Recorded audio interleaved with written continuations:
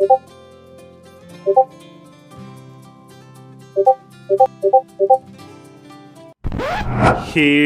Oval! Welcome back, Guardians. It's been a pretty hectic week since Bungie decided to fire 8% of their staff. Since then, I've seen a whole lot of negativity and just wanted to make a video highlighting a more positive approach to an otherwise miserable Destiny experience. So I thought I'd make a list of what old Bungo could do to save their game. Now bear in mind, these are just my ideas based upon opinions. If you have any suggestions that can make Destiny a better place, feel free to let us know in the comments below.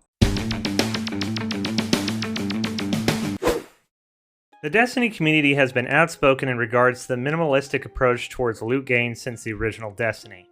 It's still pretty terrible comparatively to other looter shooters, such as Borderlands and Diablo.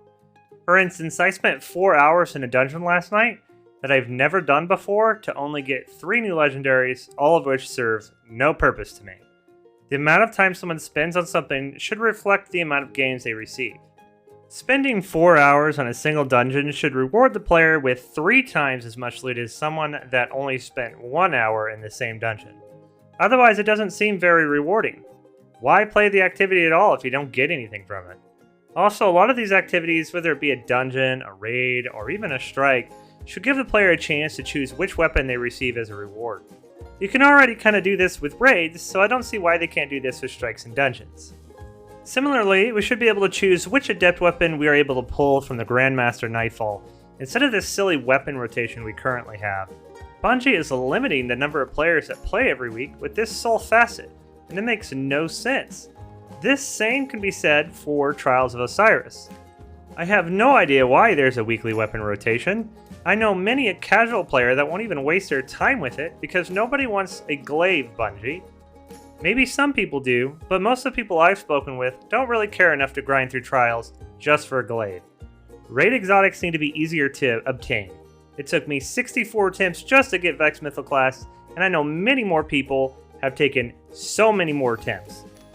After a certain number of completions, or maybe a completion on a harder difficulty, it should be a guaranteed drop, or at least a much better chance of getting it. Some people don't have the time to do a whole raid every week to try and get the weapon, so maybe making it easier for those of us that don't have the time or are not interested in doing the same raid 100 times would help the player base, if even just a little bit. Also, for some of us players in the upper echelon of Destiny 2's PvP arena, we have no desire to play comp after hitting Ascendant. There is nothing to gain from it, and thus I proposed a random drop of Ascendant Shard upon successful matches. Bungie may have had mild success with the Court of Oryx during the Taken King expansion of Destiny 1, but they've been driving that one-trick pony into the dirt. How about some new game modes? Halo ODST had a really fun game mode called Firefight, which was just juice dump a bunch in Halo Reach. That was probably one of my favorite things to do in Halo Reach. If Bungie were to implement that into Destiny, where the enemies start out small, then progress with higher health bars and more status modifiers, it could be really fun.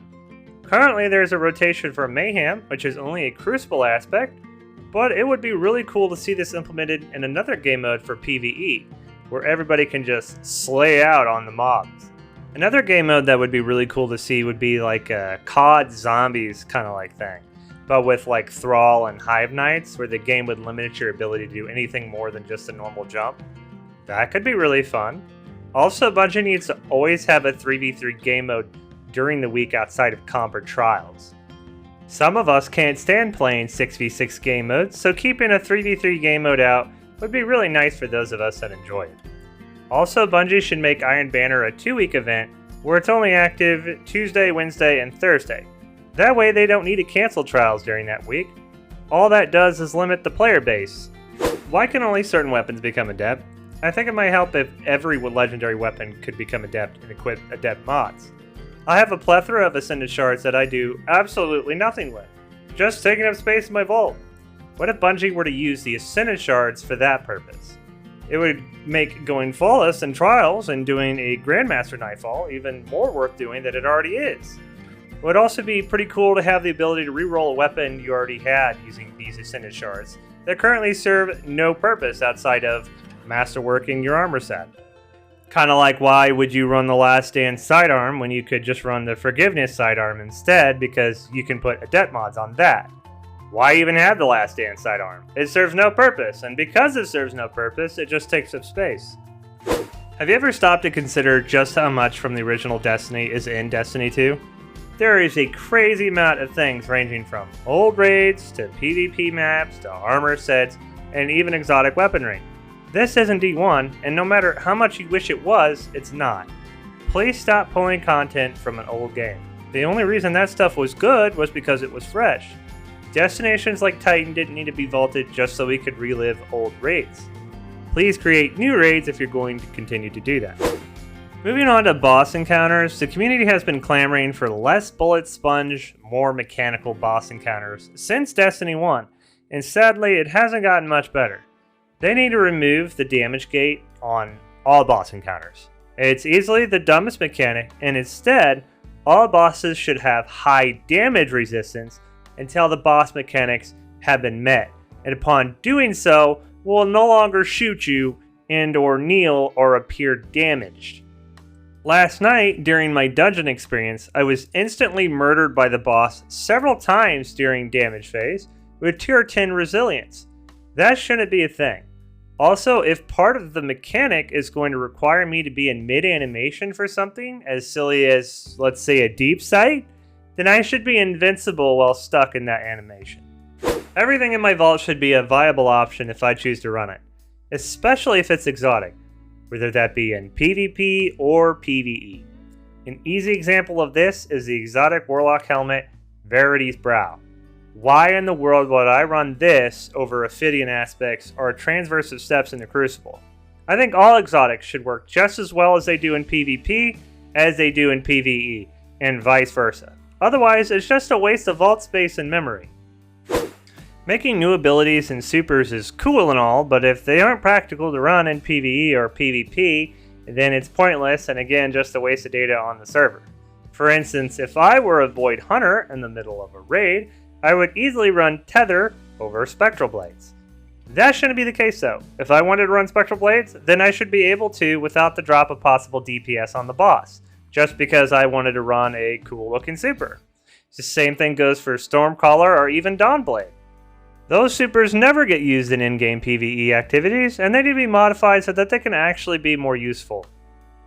Bungie needs to remove any aspect of skill-based matchmaking from all modes except competitive. This is a highly touchy subject, but I can assure you, this is best for PvP. There are 3 types of players who quote-unquote suck at PvP in this game. You have the brand new players, who naturally aren't going to be the best, as you'd expect. You have the casual gamer, who is there to just chill. And then you have the player who has been maybe playing for a while and is just trying their best to be a better player, but is stuck trying to do so. The last player on this list is usually the player that argues in favor of skill-based matchmaking. And that's because they believe it's these players who have been playing for a really, really long time, who occasionally come into their lobbies and quote-unquote pub stomp them, thus preventing them from being any good.